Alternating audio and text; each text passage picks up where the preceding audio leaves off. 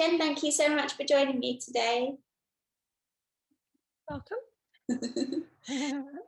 I say this to everyone on this interview series I'm doing, but you all, none of you I know really well, but you all feel like old friends, and you especially, like, we've barely exchanged words in real life, but I have so much love for you already.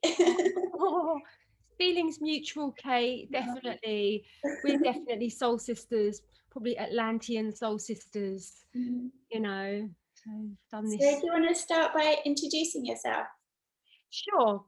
I'm Jen McCarty. I am a spiritual activator. I assist people to awaken out of the third dimensional matrix into fifth dimensional unity consciousness. My speciality subject is divine union, twin flames, Hieros Gamos, inner alchemical marriage, Kundalini energy, all to do with finding that marriage with source energy.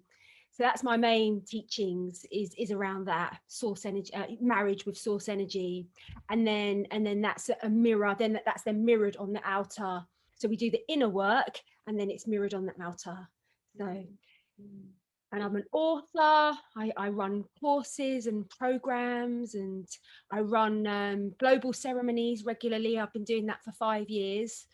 And I get between 300 to 500, 600 people once or twice a month, all showing up to as the ground crew to work with the galactics and really work in a very, very awakened, enlightened way to affect the collective energies. Like a massive part of my work, I would say, is the ceremonies. Well, there's so much juicy stuff there that we can get into, but this hour is based around divine feminine. So do you want to start by telling us what divine feminine means to you? Well, I'm writing my third book at the moment, and it's called Magdalene Speaks. And I talk a lot about the divine feminine in the book Magdalene Speaks. And I feel like my journey has been to become an embodiment of the divine feminine, really. And how I would say I feel like I am an embodiment, or I feel like in many ways I've arrived at that place, is that I've transcended the need for other people's approval.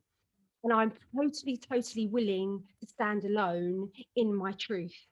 And I'll speak my truth, even if my voice shakes. And even if everyone says, no, 2 + 2 is 5, 2 + 2 is 5, I'll be like, no, honest to God, it's 2 + 2 is 4. And I'll stand in my power and I'll be unwavering. And I think that is a very, very important aspect of the embodied divine feminine, is one who can really stand tall in her truth, and even if her voice shakes. It's also connected to magnetism, spiritual magnetism, and remembering that the divine feminine essence is to be the rose.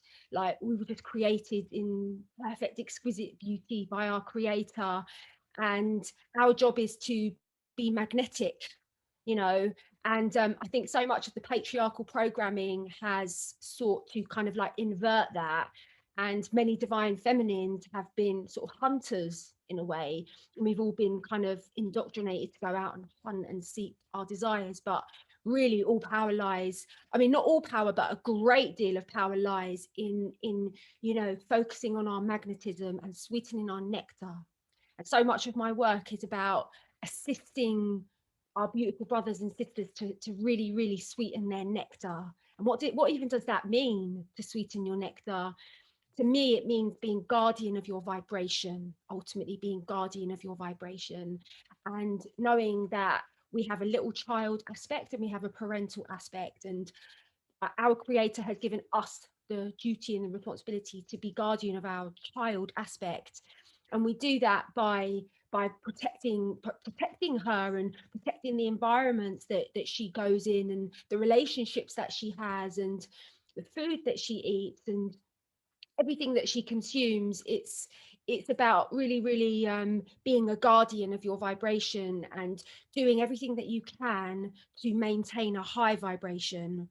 And so that means having a spiritual practice, means understanding that your ego, the voice of your ego, is not your true self speaking, that's just a very, very superficial, temporary aspect of your being. And we need to find a practice whereby we can become the observer of the ego, and we can learn to be driven by our gnosis, by our unconscious, by our deep inner knowing. So yeah, that's Yeah. it. Yeah.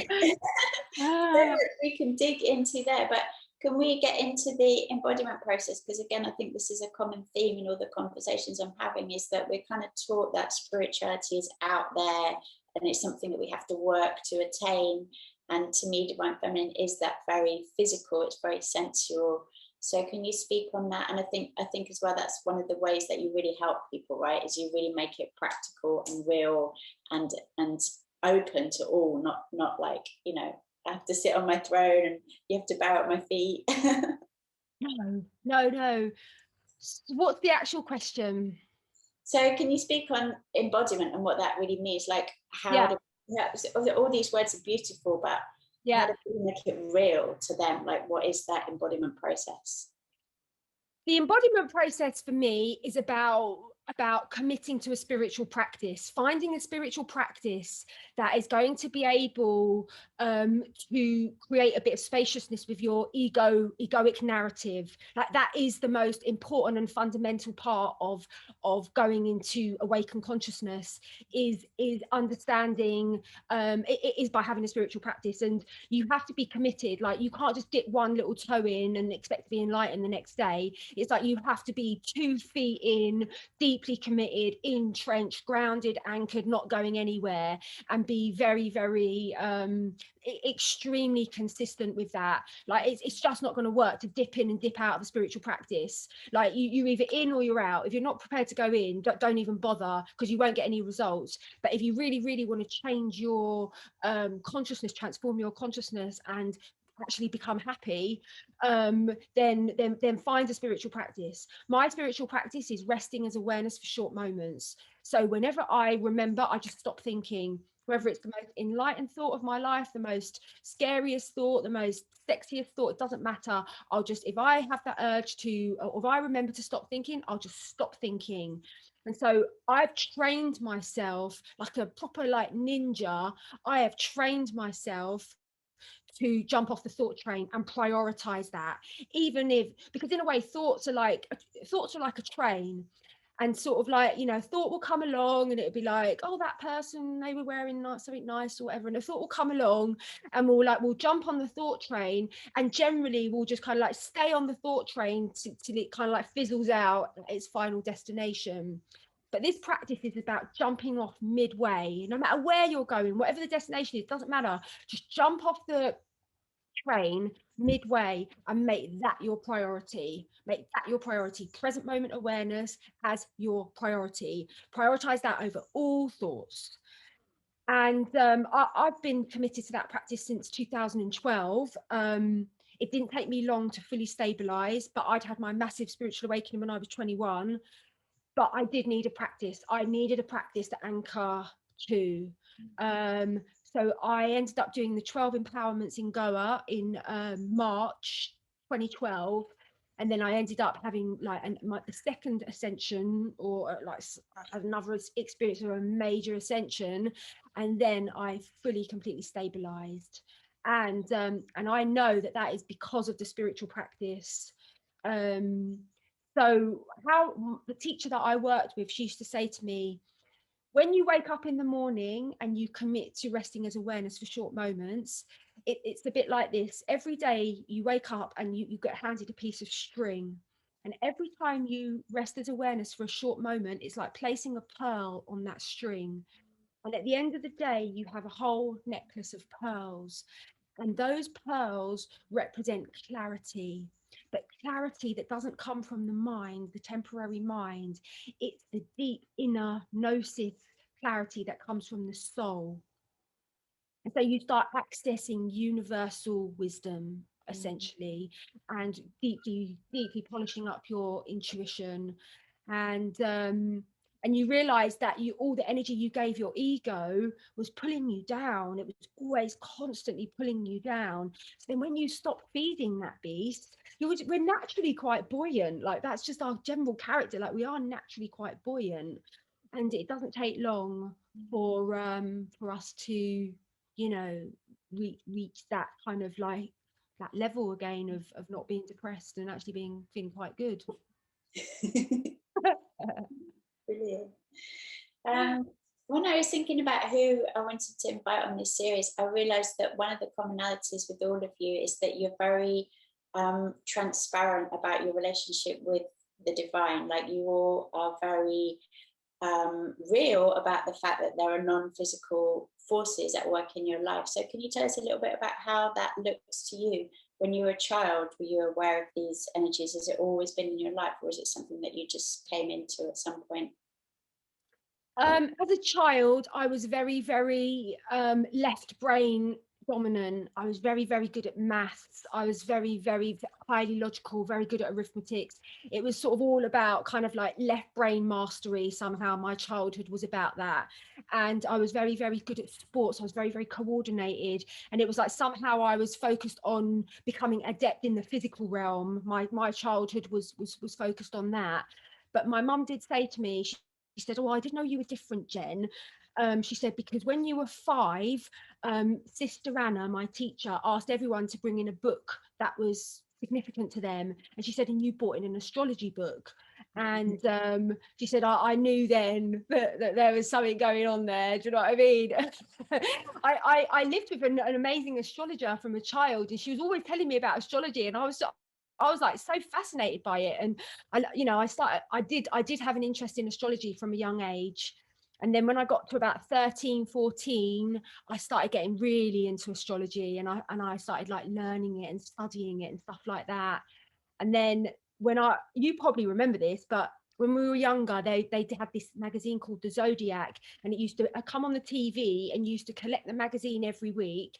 And 1 week it would be crystals, numerology, I Ching, aromatherapy. It was like every week it would be a different magazine, and you collected the magazine. And I collected all of them, and I had like this thick worth of a folder, and it was an introduction to all things spiritual. So I clearly showed an interest from a very, very young age in spirituality. And then when I was 16, I started going raving. I was a wild child, and I properly went raving and stuff like that.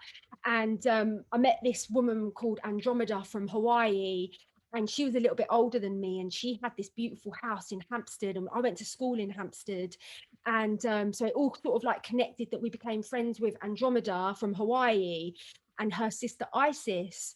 And her auntie was really, really spiritual. Her family were really, really spiritual. And so she had like Shakti Gawain books, and she had like tarot cards, and she had angel cards and stuff like that. And I just thought I died and went to heaven when I went to her house, like at age 16. I was like, oh my God, angel cards and tarot and all that. And then I ended up reading Shakti Gawain, Creative Visualization, and it changed my life. It totally, totally changed my life. And I read that book when I was 18. And I started then I started meditating. I started connecting with my angels, and I seemed to, seem to have quite a good connection. Like, they were giving me sort of feedback. And then I was led to Louise Hay, and that was a bit of a game changer for me. Louise Hay, I have such a deep soul connection with her, and her transmission, like how she transmitted, was very powerful for me. And then Louise Hay, and then I ended up going to India when I was 21. And then as soon as I got to India, I was having like visions of meeting this soulmate. And so I was guided to meet this soulmate. And then I was guided high up to the mountains in the Himalayas in Chamba. And I was told through Shakti Gawain's book that my masculine higher self was called Christopher, and my feminine higher self was called Elijah. And then as soon as I got to India, my team was saying to me, "You're going to meet Christopher. You're going to meet Christopher." And I was having visions of this Christopher. And then lo and behold, I was like guided high out off the tourist trail to Chamba, and I met this beautiful brother called Dean. And the very first thing he said to me was, my spiritual name is Christopher. And then within 2 days of meeting him, I had the most ridiculous, almighty Kundalini awakening. And I say to people, yeah, some people sign up for a spoonful of God. Some people sign up for a shot glass. Some people are brave enough to sign up for a glass. I signed up for the whole entire bottle. And I absolutely overdosed on God. Like I did. There's just no getting away from it. I literally overdosed on God, and it was like the veil was obliterated. The veil between the higher dimensional realms was obliterated for me. And I can only compare my experience to a near-death experience, where someone has that experience of their consciousness going back home to God. Like, but I didn't have the drama of dying.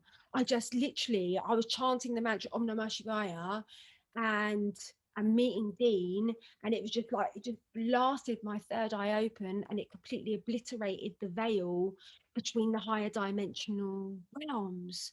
And so I became friends with the ascended beings. They're my mates. Like we're a crew. Do you know what I mean? Like literally, they are my crew. Ask anyone that knows me. Like they are probably my crew. Like there's no separation. There's like we're all on that kind of like ascended like vibration. Do you know what I mean? And we're just doing our work like continuously in service to humanity and beyond. Beautiful, beautiful. I feel like this is the future, right? This is the future human, where we're really conversant with the non-physical beings. But for people that are kind of new to this area of living, like what entry points would you give them? Like how can people start, or maybe maybe they're talking with their guides already, they don't realize it, but what kind of entry points would you give people into this beautiful world? I think a lot of it's books. I think books are gateways, aren't they? So I'd recommend the books that got me there. So the first, I always recommend Shakti Gawain, Creative Visualizations, absolute classic, stayed with me forever. I recommend Louise Hay, You Can Heal Your Life.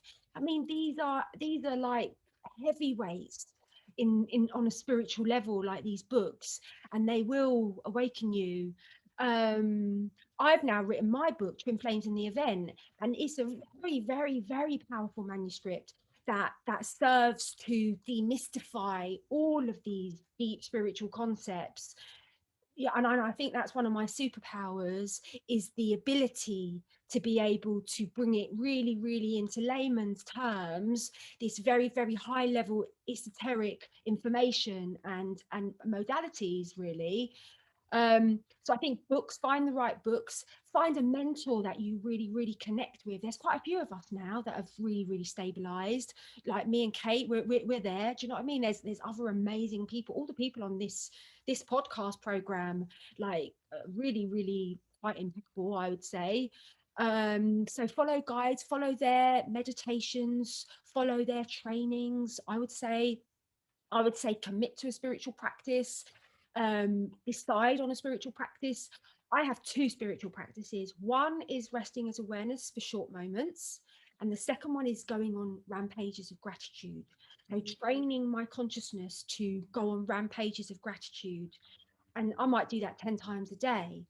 And when you do that, you are communicating to your ego that it's no longer in control. And actually, you're feeding the positive frequency of creation, because there is a force that keeps all the flowers, that turns a seed into a flower, that keeps the stars in their place, that turns an acorn into an oak tree. There is a force. And so by us having a spiritual practice, we essentially become one with that force and attune with that force, which is very, very positive, very high frequency, very, very benevolent. And that's really our job. So find a spiritual practice that is going to shift your vibration, and really, really commit. Like 1 foot in, 1 foot out, it's just not going to work. You're wasting your time. Decide to jump 2 feet in, commit fully to a spiritual practice, commit fully to reading the books, doing the trainings, doing the meditations. Come and do my global ceremonies. They're very, very powerful for evolution. What else? What I mean, I call it turning on the gratitude tap, but I think it's the oh same yeah. thing. Do you wanna tell us more about the rampage of gratitude? Yeah, I think it's just a really, really good way to glitch the ego, because the ego is like continuously pulling you down, sort of like victim, kind of like traumatic narratives in a way. And so every time that you make a choice to really go into detail about that which you are grateful for, you're glitching the matrix. You're making the ego defunct. You're sort of like taking away its job ultimately. And it's like what I said, it really doesn't take much to shift your vibration permanently. That's what I've discovered. It doesn't take a lot of time and a lot of commitment. It takes maybe a week or two of being really, really deeply committed, and then you will have a shift, and you will suddenly like have let go of a lot of programming and a lot of dross and a lot of the sort of like the like jerky energy that was keeping you down. You will transcend that through a spiritual practice, going on rampages of gratitude. um it's just so good. It's like medicine for the mind. Gratitude is medicine for the mind. It's the ultimate medicine for the mind, I believe. um what do you think about gratitude, Kate? Is that something that you practice? Yeah, definitely. Something I share a lot as well. So I say the gratitude tap, where you just find anything, like this cushion. I could be Yeah. grateful for this cushion, and then Yeah. okay, so I'm grateful for the artist where I listened to, and then I'm grateful for the tape where I bought it from, and then I'm grateful for the fact that the tape is near my house, and I'm grateful for the fact that the last time I went to Tate with my son, and I'm grateful for my son. And you can just like find a million things to be grateful for out of one tiny thing. Love that. Yeah. Yeah, if you take anything from listening to our conversation, take this. And this is real gold, you know. Gratitude is a game changer. It's a game changer. Self-love and gratitude. That's all you need. Self-love and gratitude. Yeah, we should talk a little bit about self-love, because I Yeah, think go on self-love then. is very ambiguous. It's like I never knew what self-love meant. I was like, oh, does that mean I should be a vegan? Or does that mean that I should like stand on my head for 10 hours a day? Or does that mean that I should be constantly doing retreats? I really, I didn't know what it was. And then I realized that self-love is about being grateful every time a traumatized part is triggered. That's what self-love is, being grateful for that, and realizing that there's a part of my psyche that has been a little bit separate. And so every time I get triggered, or I get upset, or an altercation or something like that, then this is an amazing opportunity for me to do some deep soul retrieval. And it's an opportunity for me to stand under. I always visualize myself standing under my shadow aspect, like a mother, like getting underneath her and holding her, and then just listening. Like, what is it? What would you like to say? What do you need from me? How can I serve you? And I, my inner child shadow aspect will invariably say, I don't need anything from you. I just needed you to listen. I just needed you to validate. I just needed to be acknowledged. And that simple act of not running, of really running towards those shadowy, triggered, traumatized aspects, and really, really sitting with them and bringing them back home. Because ultimately, that's what we do when we listen to them. We stand underneath them, we validate them and say, yeah, I'd feel like that too. And then we bring them home. And that is true self love, where you really deeply parent yourself and you parent your traumatized inner child. And it's also telling your inner child that it's all going to be okay. It's all going to work out. And Yeah. not letting, like you're saying, the ego keep going, oh, well, you're really stupid and you deserve Yeah. that and you made that happen. Totally. Absolutely. That is spot on, Kate. And being guardian of your spiritual vibration, I talk about this all the time in my work and in all my books. I'm always banging on about it, but about being guardian of your spiritual vibration. And it's like, I see us a bit like house plants, we're like human plants. And it's like, it's very, very important, the environments that you place yourself. Don't place yourself in environments that are going to be damaging and toxic for you. You want to put yourself in very light, airy, high vibration spaces, you know, and listen to high vibration music. I think that that's so important for maintaining a high vibration, is the input, what we consume, you know. And so consume, I only listen to meditation music, prayerful music. I listen to ecstatic dance music as well, because that's very, very and I listen to reggae. Anything spiritual I basically listen to, but mainly it's like prayer music. I listen to amazing artists like Sam Garrett, um, Jaya Jagadish, Ajit. Do you know them? All them guys. Oh, yeah, they're who I really listen to. They're absolutely amazing. Um, and binaural beats, you know, surrounding yourself by certain hertz and stuff like that. I think this is where the rubber meets the road with self-love, and also being like releasing toxic relationships, like not taking any shit.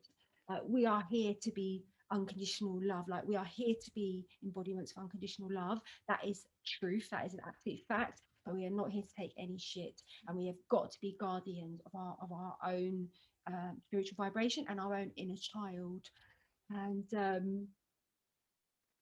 there's lots of ways to do that. One of the top ways I find to do that is bathing in spring water. Bathing in natural spring water is phenomenal for raising your vibration. Like, you do that, go and have a dip in the natural spring. And my guide said to me that spring water is the closest molecular structure that we have to living light. So it's like essentially like bathing in light when we bathe in spring water.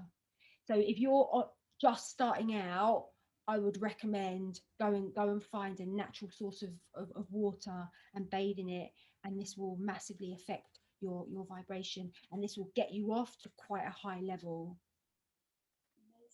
Amazing. Can we talk about divine masculine, because sure. how we're brought up, isn't it, is to see feminism as something that isn't very supportive of men, and as we know, divine feminine is really about serving the masculine, divine masculine, and obviously that's a big part of your work, is looking at divine feminine, divine masculine together. So can you speak on that for us, of how divine feminine supports and elevates divine masculine? I talk about, I mean, this is the crux of my work in many, many ways. And I speak about this extensively in my book. And everything that I share is based on direct downloads. It's never, ever regurgitated information. It's what I've been shown by my spiritual ascension team. And so what I've been shown is that on the, when we're talking about twin flames, your ultimate god mate, your highest ascension partner in existence, when we're talking about this sacred union, what I've been shown is that the divine feminine is the spiritual protector of the masculine, and the masculine is the physical protector of the divine feminine. And so I had a direct experience of that as I experienced my second major awakening in 2013, and the true identity of my twin soul was revealed to me on the inner planes. I understood, it was like my consciousness elevated to such an extraordinarily high level that I knew I had a duty and responsibility to protect him from that level where my consciousness had landed. Do you know what I mean? And so that was like, so 5D and above, but it was like, I have to protect him. That is my job. I just knew deeply and innately that my love, the love of the divine feminine, is what is protecting the divine masculine. And so protecting him from attacks, spiritual attacks, protecting him from being harmed, protecting him from being hurt, protecting him from getting totally lost in his trauma. There's many ways that protection can kind of like infiltrate. So, and the role of the divine masculine is to you know, create safety for the divine feminine on the physical realm. Now, it's not as cut and dry as that, because some women carry the masculine energy and vice versa. I am speaking somewhat generally, and I'm not actually speaking about men and women. I'm speaking about the polarity of those energies. But I mean, what I speak about in my work is that what I've been shown is that the divine masculine on the whole has had a very, very, very, very brutal time being incarnated in the third dimension. And actually the divine feminine, even though it's been horrible being in the matrix on many levels, it's been a lot easier for us. We have been much, much more deeply calibrated to high function in the matrix. And probably this is connected to our womb portal that keeps us connected to the interdimensional higher consciousness realms. And this is connected to our heart portal because we're mothers. God created us to be mothers. And so we always have that direct link to love consciousness. Somehow it's kind of more easy for us to tap into. Whereas with the divine masculine, there's been so much horrific programming that they have had to endure, particularly around seeking other asleep men's approval. That's been such a huge programming for the masculine that they don't want to sort of like, you know, rock the boat. They'll go along with the masses. Do you know what I mean? Because most of the masses are deluded and asleep. And so most men don't want to stand out from that. It's a very, very heavy duty program for the masculine. The masculine, obviously, an obvious thing is to do with, you know, emotions. And as women, there's been a deep accessibility for us to release our emotions, to be vulnerable in our relationships, to have a space where our tears are acknowledged and are honored. Do you know what I mean? Whereas the divine masculine hasn't had that. They've had to cry in private. They've had to cry in silence. What's that doing to them? That is not conducive to happiness and well-being. So I feel that it can be difficult, you know. Sometimes we've all got so much wounding, you know. I've got so much still. I mean, have I still got wounding? You know, my family, I come from a history of very, very deep and dark sexual abuse. And so I grew up in a family that had a lot of fear around men and the masculine, you know, because men had hurt the children and women. And so even though I notice in my own dynamic of where am I at now with it, is that I have such an amazing kind of like higher perspective on what men need.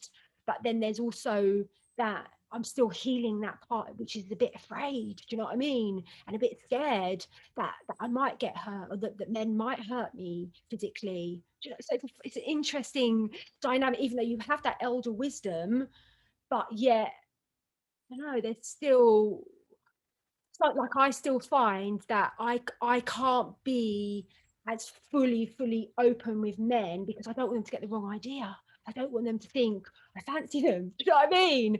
And I think like it's really important to talk about that because I'm such an open-hearted person and I want everyone to feel, I want everyone to feel heaven. I want everyone to feel those higher consciousness like feelings. But then sometimes I'm like, oh, but if I give out that energy, that might be misconstrued or misinterpreted. So it's a fine line that we're walking, you know, without giving men the wrong idea. That, do you know what I mean by that, Kate? No, it's an interesting point to raise, definitely. Do you have that experience at all? I think it comes back to what you were saying before about the nectar. So it's about cultivating your nectar, right? And knowing that it's for you, your expression of love is who you are, and it's something that you are, rather than, you know, what you're saying before about offering it to people. It's just what it is, and they can take it or leave it. This is who I am, kind of thing. Yeah, definitely, I agree. I think when you really own it, then people can see that that's who you are, and it's not necessarily about them, it's just who you are in your life. Yeah, I love that. I mean, I think that as you activate those kind of like spiritual codes within you, you become very, very magnetic. And you become very, very super attractive to everyone, whether that's children, animals, women, men, every old people, young people, because everyone's so kind of like hardwired to be attuned to authenticity. That's what it is. It's like we know when someone's real and they're not faking it. Do you know what I mean? That they really, really are an embodiment of true deep confidence. I think that's kind of like how I sort of like move in the world, really, as one who embodies. I can see Yeah. that. Yeah. Yeah. Can we talk about where the world is at now? Because for me, like I'm loving this. Like, this is what we want. This is the collapse of the system. Yeah. To birth the new. So I know Yeah. you're totally on the same page. Like, tell us, what's it all about? What's going on? What's going on? Well, I mean, I was praying for divine intervention last night. I think that there's not great stuff going on in Bali at the moment. I mean, I used to live in Bali, and there's a lot of heavy stuff going on in Bali. Have you heard about that? Yeah. Yeah. So I didn't get concerned.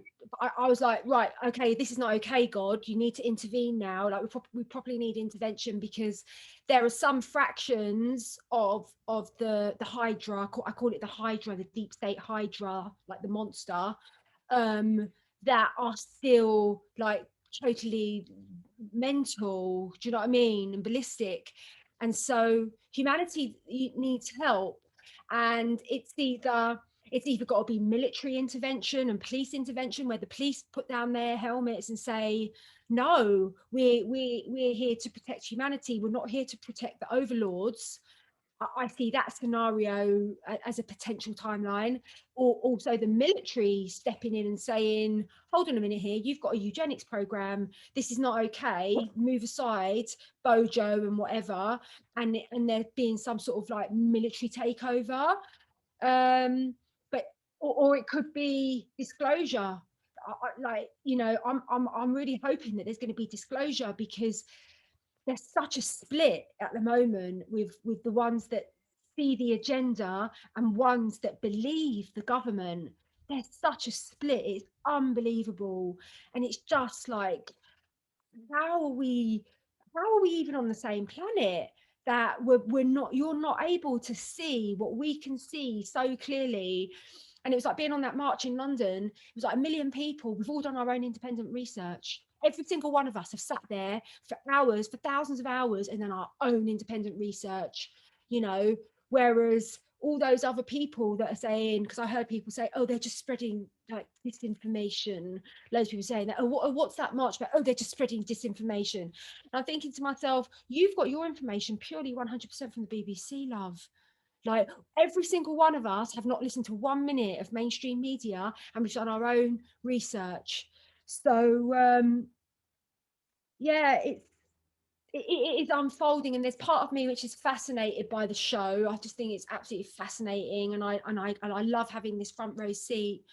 But I do feel like we need divine intervention, and I feel like if there was some disclosure, if, like, for example, a high level military person or General Flynn or even Mr. T or someone was just to take over the airways and say, the world has been running by the SATs, do you know what I mean, the SATAs, and they've been harvesting the kiddos and what have you, and like, this is what is going on, and they are complete and utter psychopaths, and everyone needs to know that, and everyone needs to wake up. Like, if that scenario played out, I don't think we'd have this bifurcation split anymore. I really, really don't. So, it can go two ways. We could just stay on this split, and then those people that don't want to wake up, they can just stay on that slavery timeline, because I think they quite like it.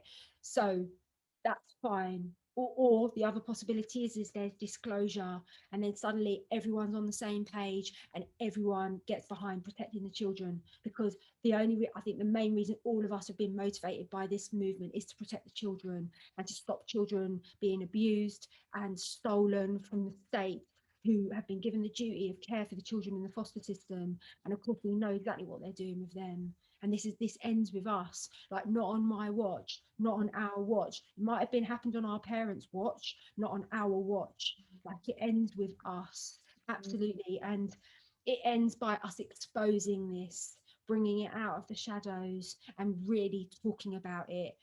And I think that's what differentiates a true spiritual activator, is, you know, is like, we will talk about the shadow, we will talk about the heavy dark shit, in order to make it no longer live in the shadows anymore. Like, we have to air our collective washing now, do you know what I mean? And we have to look at it, what has been going on and what has been allowed to carry on through empathy and disempowerment, you know. And I went to school in Hampstead, and I grew up in London, and we know that those Hampstead children's homes put Hollywood to shame. What was going on in those children's homes. And I feel that my mum's generation was just like, well, that's just what happens. That's just what happens. The elite abuse children. My mum was abused herself by her dad, you know.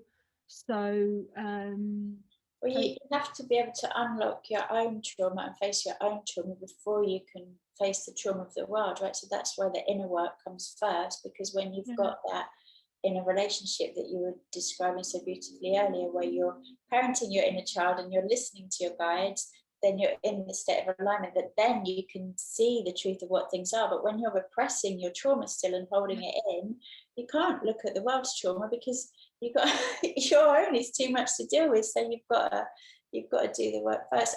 That's how I really feel it's going to center around Haiti and what's been going on there, and that will really, yeah, I think Haiti is a really big part of because it links all the celebrities, the Hollywood and the politicians, and that it's all there, right, in that scenario.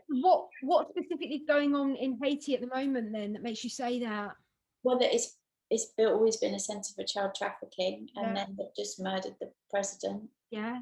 And I just, that's what I saw, is the children from Haiti are the ones that really break it open. Like, their energy is the ones that really catalyze I feel that. Because all of those politicians are linked into it, and all of those Hollywood celebrities are linked into it. They are false idols. And oh my God, I watched something so interesting yesterday about why footballers are paid so much money, like £6 million a year and stuff like that. And it's about the whole bread and circus thing. Give them bread and circus and they won't revolt. And it's just, you know, just creating this illusion of importance by them getting so much money, and it's making it seem like but it's absolute nonsense. It's absolute irrelevant. It's got nothing to do with the evolution of humanity. It's just a complete and utter distraction, and it will stop the men from really waking up to truly what's going on, you know. And it's very disappointing to see how so many people have just kind of like fallen into that trap without any critical thinking. Even people that were displaying quite high levels of critical thinking, as soon as the football came, they all just they just lost it. Do you know what I mean? So yeah, you know, the deep state has been working so hard for so long and has done a phenomenal job. Like, credit where credit's due. They have done a phenomenal job, but they didn't quite bank on the awakened wild feminine, who totally completely glitches their plans. They didn't bank on that. They were like, oh no, we won't even think about that. Can't even go there. Do you know what I mean? Well, with the plain sight thing, right, they do everything in plain sight, right? That's one of the ways they operate. But I always feel like, well, I'm in plain sight as well. Like, we're in plain sight as well. So it's not that they have power over us, it's that we, you know, we're as powerful as they are. They don't have any power over me. I'll absolutely piss on them for breakfast. They have no power over me, because when you go into a high vibration, they can't. I'm stabilised at 5D. I've been stabilised since 2013. Do you know what I mean? That's what, God knows, 8 years now. It's like They can't. If you're totally there at that Christ consciousness level, they're not at Christ consciousness level. They're at separation consciousness. They're at fear. They're at control. And so it's like they can try to throw energy at you, but it's just like water off a duck's back. Doesn't mean I don't get attacked. I get attacked constantly, left, right, and center, but it just doesn't stick. It does not have the capacity to stick, because I'm so at one in my with my higher self. And that's the ultimate aim of the game, really, for everyone listening. Become one with your higher self. Become totally addicted to becoming one with your higher God self. And then you totally surpass all of them. Like literally, we eat them for breakfast. The demons. I tickle them. I'm just like, oh, you're so cute, and I tickle them. Like, do you know what I mean? They have no power. It doesn't touch the sides. That's what I've been saying. It just doesn't touch the sides. It's just... Read my books, guys, because my books are absolutely packed solid with information to stabilize your frequency, to get to a place where you are no longer vulnerable by any low frequency attacks or slurs or anything, you know. And how I've got to this place is that I realized that I am totally addicted to pleasing God, my creator. And so I want to be the best daughter that God has ever had. Like I literally want to be the best daughter that God has ever had. And so I know God is watching me 24/7. And I know I'm committed to impeccability. I'm committed to vibrational impeccability, because my creator, this is between me and God. Do you know what I mean? And so at the end of the day, if people criticize me or if people throw shit at me, I don't care. I don't care, because you won't understand. You might not understand why I've had to set a boundary there. You might not understand why I've had to say that in that way, because this is between me and God. So I am fine with your disapproval. I'm absolutely fine with it. It could be from anyone, absolutely anyone, from my closest family members to my best friends to people that follow me online. I couldn't give a flying shit what you think about me, because I'm only here to please God. That's how I've done it. So you know, I see all this as a gift, right? This is a gift to humanity, to wake us up, to do the healing work, and to evolve into this new human that is full of love and is connected to the non-physical dimensions, whatever that looks like. Yeah. So how do you see New Earth? How do you see the world as we grow into that, as we step into that? I see a number of possible scenarios.